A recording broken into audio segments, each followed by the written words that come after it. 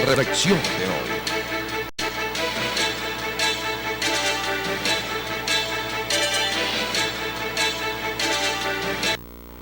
Amigos míos, en líneas generales en el planeta, todos los países, sean democracias o dictaduras, utilizan a las Fuerzas Armadas cuando el Estado se ve sobrepasado en sus, digamos, en sus elementos burocráticos normales. Quiere decir, hay un huracán en un lugar, hay destrozos masivos, se sueltan las Fuerzas Armadas, se envían a proteger las personas, los bienes, a salvaguardar personas, a rescatar personas. En el deslave de Vargas vimos cómo la Fuerza Armada actuó, porque aquello era un caso extremadamente grave que no podía ser atendido por el Ministerio de Obras Públicas o cosas de esa naturaleza. Pero ayer el señor presidente Nicolás Maduro anunció que en cada escuela tiene que haber un militar para atender las cosas de la escuela. A esto hay que darle varias lecturas. Primero, el Ministerio de Educación, ¿será que es un fracaso? Aquello que llamaban FEDE, que era el organismo que se encargaba de reparar anualmente las escuelas, de ponerlas en funcionamiento, fracasó, lo cerraron, no sabemos si existe. Excepto porque tienen una división de educación de las Fuerzas Armadas. Los militares venezolanos, según la Constitución, tienen dos labores principalísimas: la soberanía nacional y el orden interno.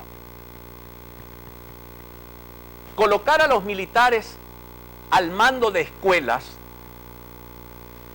es una cosa desquiciada. Primero, la educación es un proceso democrático y debe ser democrático en el sentido de que el maestro es un vector, es un canalizador del interés por transmitir conocimiento. El alumno debe ser estimulado a convertirse en un descubridor de sus propias potencialidades.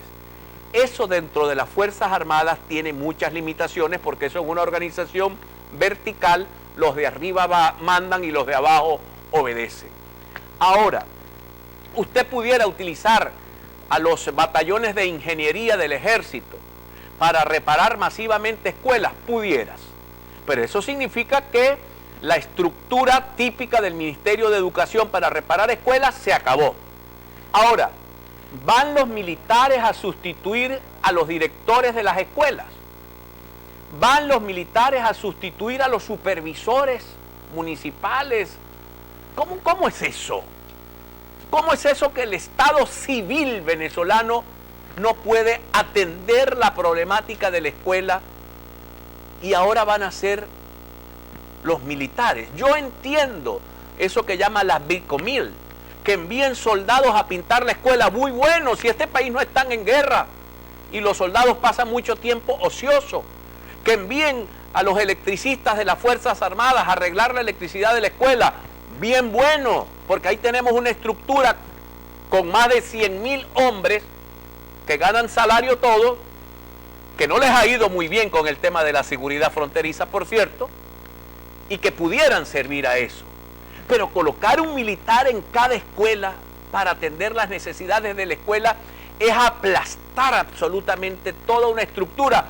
Así hizo Hugo Chávez con el Ministerio de Sanidad, cuando creó Barrio Adentro, y los CDI se tragaron al Ministerio de Sanidad, convirtieron a los hospitales en mayores elefantes blancos de lo que ya eran, por colocar un método personalísimo que a él le parecía muy bien que funcionara así, acabando con años, muchos años de estructuración del Ministerio de Sanidad en aquel momento y ahora del Ministerio del Poder Popular para la Educación.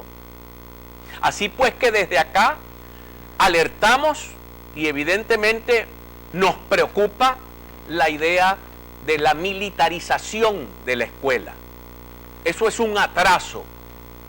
Eso solo ocurre en las dictaduras militares, donde lo militar quiere meterse en la vida de los ciudadanos.